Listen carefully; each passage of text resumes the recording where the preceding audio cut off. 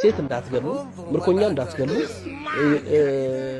ቤተ እምነቶችን እንዳታቃጥሉ ለምነት ራሳቸውን ያገለሉ ባህታውያንና መነኮሳት ቅዱሳትን እንዳታጠቁ የደረሰ ዛፍ እንዳትቆርጡ ለምግብ ካልሆነና ተፈቅዶ ካልሆነ በግ እንኳንና ፍየል እንዳታርዱ አንዳንዴ ከመጽሐፍ ቅዱስ እያነበቡ ይመስለኛል የሚናገሩትና እንደዚህ አሁን የተናገሩት በእስልምና ፈጽሞ የማይታወቅ ትምህርት ነው። ይሄንን ትምህርት በመጽሐፍ ቅዱስ ለምሳሌ ዘዳግም ምዕራፍ 22 ከቁጥር 6 እንዲህ ብሎ ይናገራል። በመንገድ ስትሄድ በዛፍ ወይም ደግሞ በመሬት ላይ እናቲቱ በጫጩቶቿ ወይም ደግሞ በእንቁላሎቿ ላይ ተኝታ ሳለች የወፍ ጎጆ ብታገኝ እናቲቱን ከጫጩቶቿ ጋር አትውሰድ ይላል።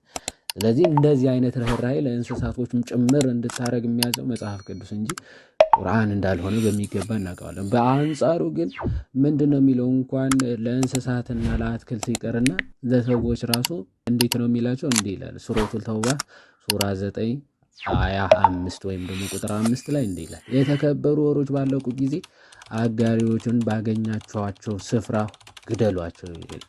ያዟቸውም ክበቧቸውም ለእነርሱ መጠባበቅ በየመንገዱ ተቀመጡ።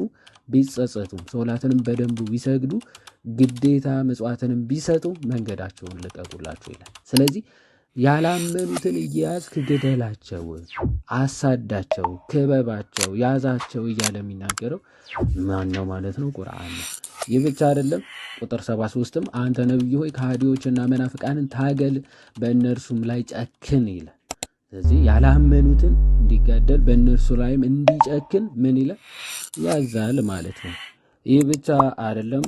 ብዙ ማስረጃዎችን ከቁርአን ማሳየት ይቻላል። ከቁርአን ራሱ አንድ ሰው ከእምነቱ ቢሸሽ ወይም ደግሞ እስልምናን የማይቀበል ከሆነ ምን አይነት ቅጣት ነው የሚቀጣው? የሱና አልነሳኢ 4065 ላይ ወይም 4065 ላይ እንዲህ ይላል Ali came to some peoples of Al-Zut who worshipped idol አሊ ወደ ጣዖት የሚያመልኩ ዙጥ የሚባሉ ማህበረሰቦች መጣ እና and burned them ይላል አቃጠላቸው ይላል። ኢብን አባስ said the messenger of Allah said whoever changes his religion kill him መሐመድ ግን ያለው አቃጥሏቸው ሳይሆን ግደሏቸው ነበረ ብላ አሊ ግን ቁማቸው ነበረ ያቃጠላቸው እምነታቸውን የቀየሩት ማለት ነው። ሌላው እምነታቸው የቀየሩት አንገታቸውን በመቅላት ሊገደሉ እንደሚገባ ኢብን ማሊክ እንዲህ ብሎ ይናገራል። ያህያ related to me from Malik from Zaid bin Aslam አለ if someone changes his deen strike his neck ይላል። ማንኛውም ሰው እምነቱን ቢቀይር አንገቱን ምን በለው ቅላው ብሎ ሲናገር እንመለከታለን። ሌላው በጣም የሚያሳዝነው አገዳደላቸው ራሱ ምን ያክል ጸያፍ እንደሆነ ምንመለከተው ሂስቶሪ ኦፍ አልጠበሪ ወይም ታሪክ አልጠበሪ ቮሊዩም 8 ገጽ 96 ላይ እንዲህ የሚል እናገኛለን። እሙ ኪርፋህ የምትባል አንዲት ሴት ነበረች። በጣም ትልቅ ነች እና የመሐመድን ነብይነት ስላልተቀበለች በምን አይነት አገዳደል ነበር የገደሏት? እንዲህ ይላል እሙ ኪርፋህ suffered a cruel death ይልና he tied her legs with rope and then tied her between two camels until they split her into two. She was a very old woman ይላል። በጣም ትልቅ ሴት ነች። ሁለት እግሮቿ በሁለት ግመሎች አስረው ማለት ነው ግመሎቹ ወደዚያና ወደዚያ እንዲሄዱ አድርገው ለሁለት እንድትሰነጠቅ አድርገዋታል። እሙ ቂርፋህ የምትባል ትልቅ ሴትዮ ማለት ነው። እንዲህ አይነት ግድያ እንድትገደል አድርጓል። ሌላው የሰሒህ አልቡኻሪ 4037 ላይ ያለው የከዓብ ቢን አልአሽራፍ ታሪክ ነው።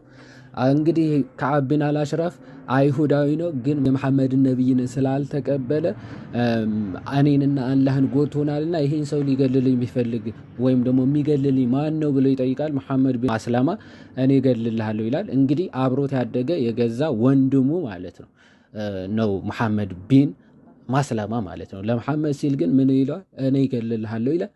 ዘን መሐመድ እሺ ይለውና ግን እንድገድለው ከፈለግ እንድዋሸው ደግሞ ፍቀድልኝ ይላል። ተፈቅዶልሃል ይላል። ሄዶ ዋሽቶ ከቤቱ እንዲወጣ ያደርገውና የተቀባው ሽቶ እንዴት ያምራል እንዴት ይጣፍጣል ብዬ አናቱን ወይም ደግሞ ራሱን ሲይዘው አንገቱን ቆርጣችሁ ግደሉት ይላል።